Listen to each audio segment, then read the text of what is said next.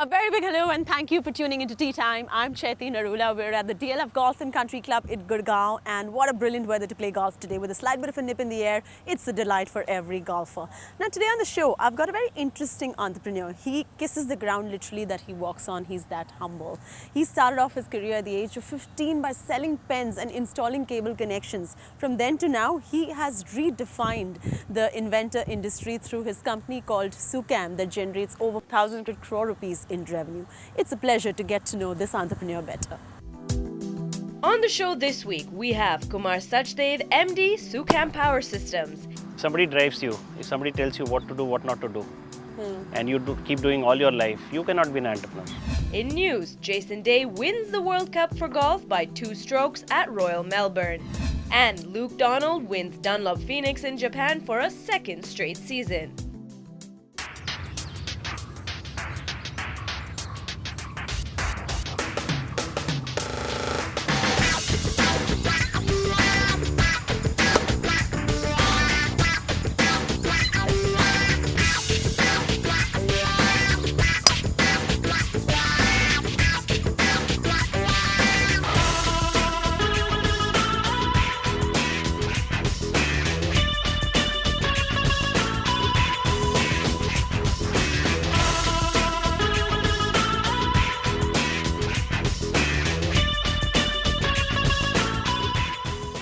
That's a brilliant tee off, Mr. Sachdev. Welcome to Tea Time. Hi. It's nice to have somebody like you who is an entrepreneur who started his company when he was really young with this vision of redefining the inverter business. Take me through how Su-Kam really came into being really in a college canteen. Actually, I was working with my brother when I was in school. Right. So I used to go and sell the pens. And then, I was thinking that one day I'll create my own pen company. Right. So then I thought, then if I have to create this company, what should be the brand? So that's how I thought of this brand, Su-Kam. So initially the company was supposed to manufacture pens, and from there on you went into the inverter business. How did that come about? See, actually, it's just a big story that I worked with my brother after coming out of the college for 2 years. Right. And then I realized that, my dreams and his dreams are very different. So I parted ways with him, and then I started a job. I did my first and the last job for 2 years. And then I started my cable TV business. I did my cable TV business for 10 years, and then I got into inverter business. So inverter business is just 12 years old. You don't really allow the market to drive you. You drive the market. It's a very strong statement you have made somewhere. I think it's very important that you should have certain things in your, in you that, how you want to live or how you want to do the business. So in business, I feel that you have to drive the market. So whether it is technology or sales or it's marketing or, so you have to drive the market. If somebody drives me, I don't want to be driven by anybody.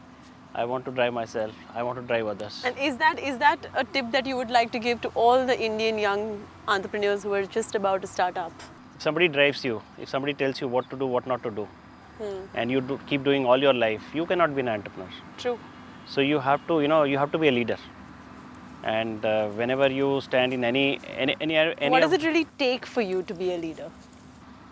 See, that I'm learning.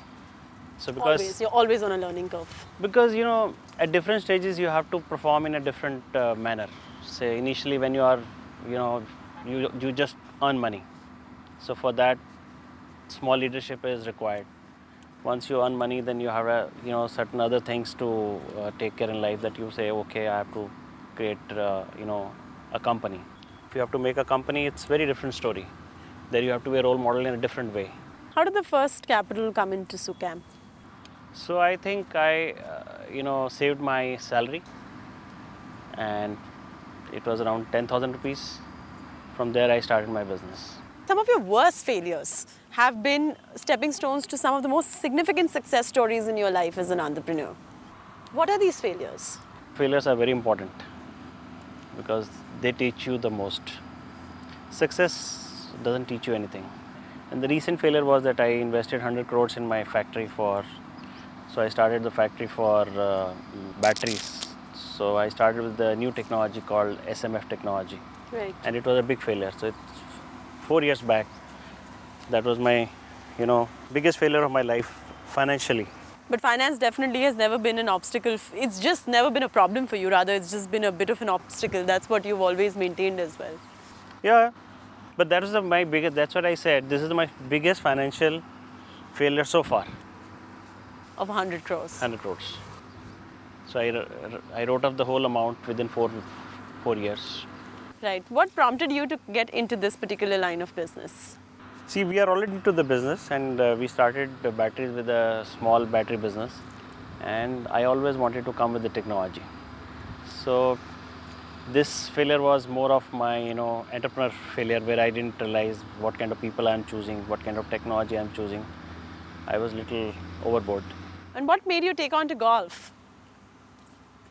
I'm not a very regular golfer, but definitely, this is one game where, you play with your own self. True. And as much as you want, you can play with yourself. That's the whole key. And I don't take golf as a, where you make contacts and, make Network on the green. Network. Yeah, I don't think that way. All right, so. This is a very good game where you can play with yourself 3 hours, 4 hours, 5 hours. And just spend some time and contemplate and introspect. And you improve yourself, every shot you make. And you compete with yourself, of course. You compete with yourself. And that's why you enjoy the game as well? At times, yes. We're going to discuss your business in much detail. We're also going to be touching upon regulation and policies as well. But it's time now for me to tee off.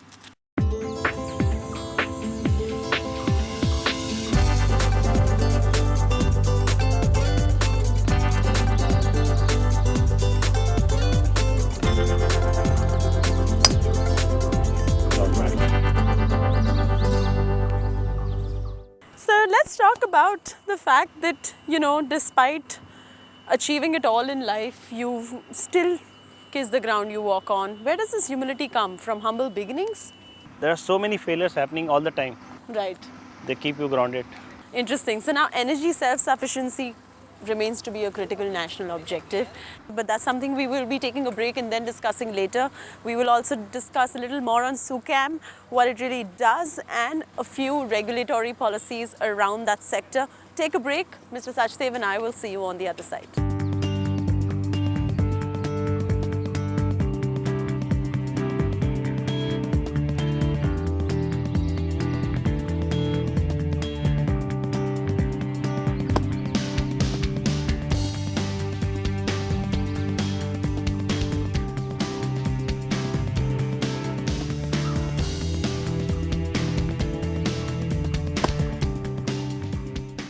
Thank you for staying with us on TeeTime. We're still in conversation with Kunwer Sachdev, who is the founder and managing director of Su-Kam.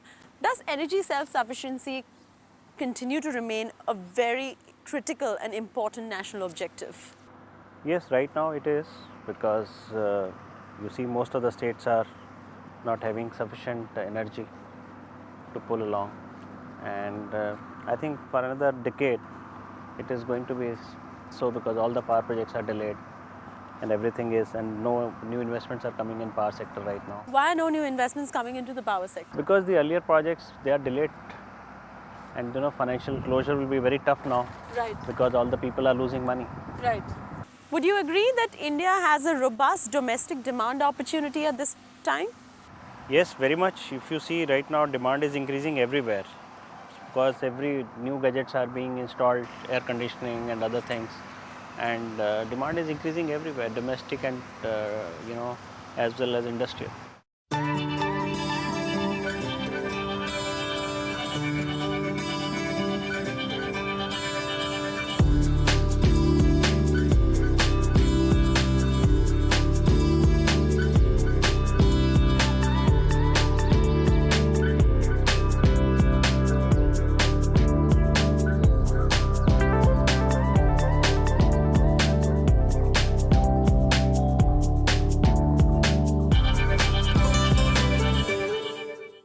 Now, given the opportunities, Mr. Sachdev, making renewable energy as an independent sector within the banking and RBI guidelines, do you think this will open up a world full of opportunities and set pace for this sector?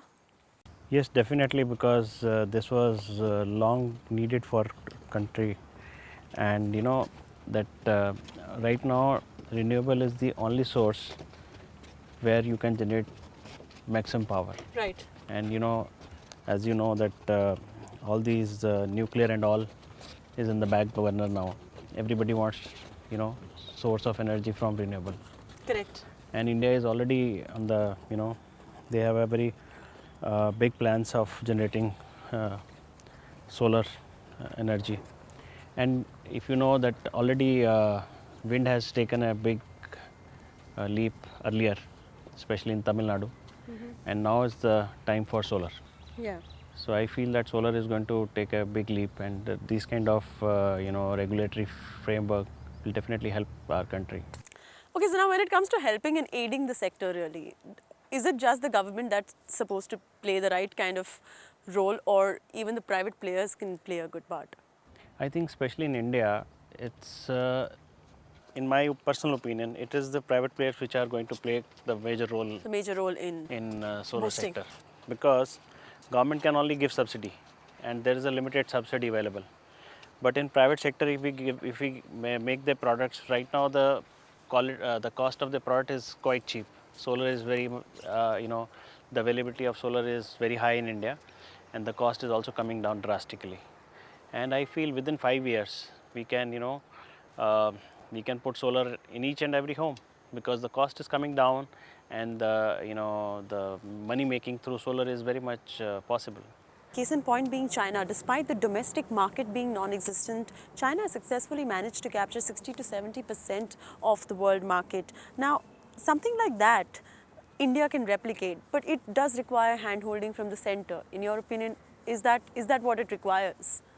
Right now, there is no such problem in India, because as far as government projects are concerned, wherever the government has given the subsidy, they have made it very clear that it has to be manufactured in India. But definitely, and for the private sector, there is a problem, because there is a lot of dumping is going through China, especially in the cells, solar cells. But I feel we should give subsidy on the generation. And right now, all the states are coming out with the policies where they'll be giving subsidy on the grid interactivity. But I feel rather than giving grid interactivity is fine for the smaller systems. But in India, there is a systems where the lot of storage is taking place through inverters. In North India, if you can see, there is 30% inverters installed in the homes.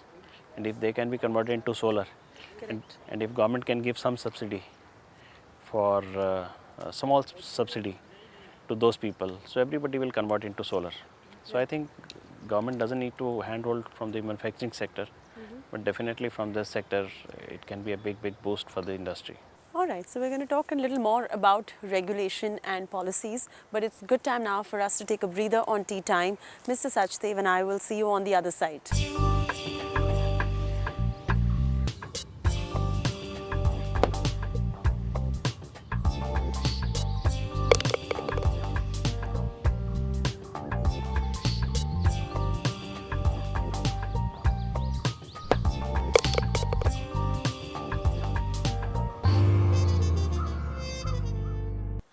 Thank you for staying with us on Tea Time. We're in conversation with the founder of Su-Kam. Now, availability of low-cost project capital, does that still remain a concern in this country, in your sector? I think in our sector there is no such problem, because we are we are into the manufacturing of these inverter business or UPS business or solar this thing. So, but a lot of industry reports have had companies complaining that the fact that low-cost project capital is something that is not available at their disposal. Yeah, that is there in the power sector, because in the power sector the project cost is very high, and that time is also very high for putting up those projects. Right. So that's the problem there. But in our case, we are we are a product making company. So government is giving us capital, maybe the price is not right. Right. That's the only problem we are facing. So what is so the price is not right, so the government needs to do something and yeah, definitely. If you see the overall environment in India, the interest rate is so high that putting up any project or putting up any manufacturing unit is not very viable. So if you see scenario world around, we are the one of the costliest nation as far as interest rate goes. Right. So, India is really not viable for large scale manufacturing or large scale projects when it comes to the interest rate. So there seems to be really no regulatory stability for potential investors in this space. If you see the solar side, then you see the kind of closures which has taken place. They were quite slow, and the price is also coming down like anything. So the challenge is that the cost is coming down, and Right. people don't have any right now people who are in the solar field, as far as putting up the projects are concerned, when it is going to be agreement to sell the power to the government. Right. So right now people are investing money, but there is no background where people know at what cost they will be making profits, or the challenge is from multifold sides. Like, one challenge is from the financiers, where they don't know whether the person will be making money or not. So funding is a big challenge for them, that at what price they'll make money, because Right. unless until they know that on the project, because you see India is very large, and everywhere the footprint of solar is different. Right. So there is no right now there is no data available that what kind of footprint of solar is available, and at what time frame people will start making money.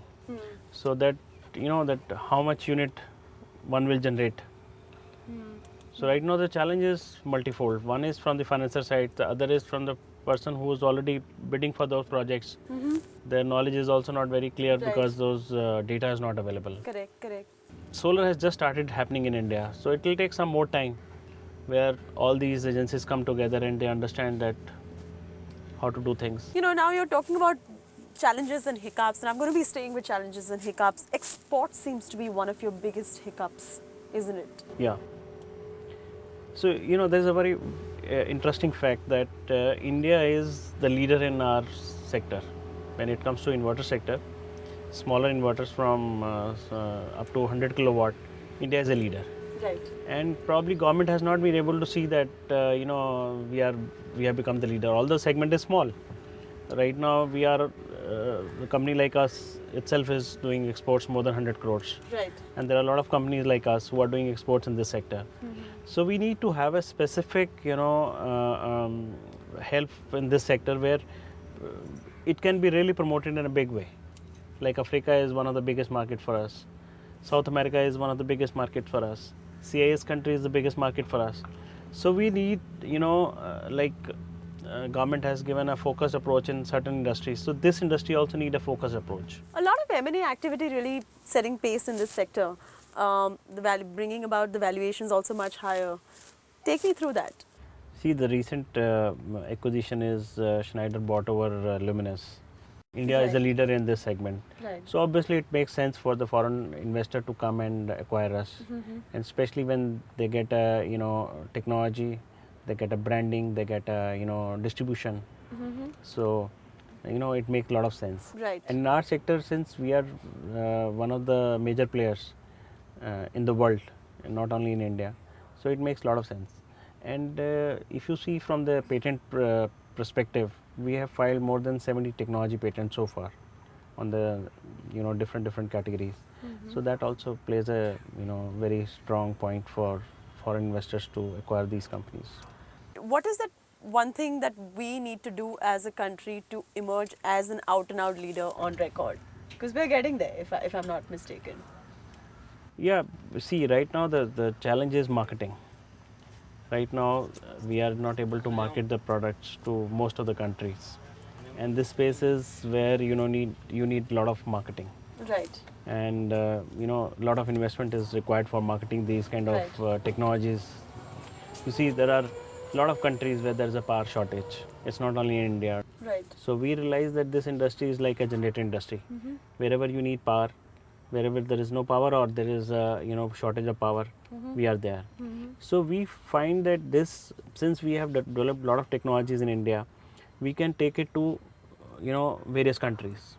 For that we need marketing. So all the companies individually working on it, but I think if there is some common body which looks into it from the export perspective, and it helps the companies, I think that will be a great idea. All right, so what next for you now in your career? Breads and kitchens is what I ended up reading somewhere. No, I started in between, but definitely that's my interest area. I'll definitely one day I'll work on these things. But right now, I see the power sector itself is the way solar is happening, the way this power sector is happening.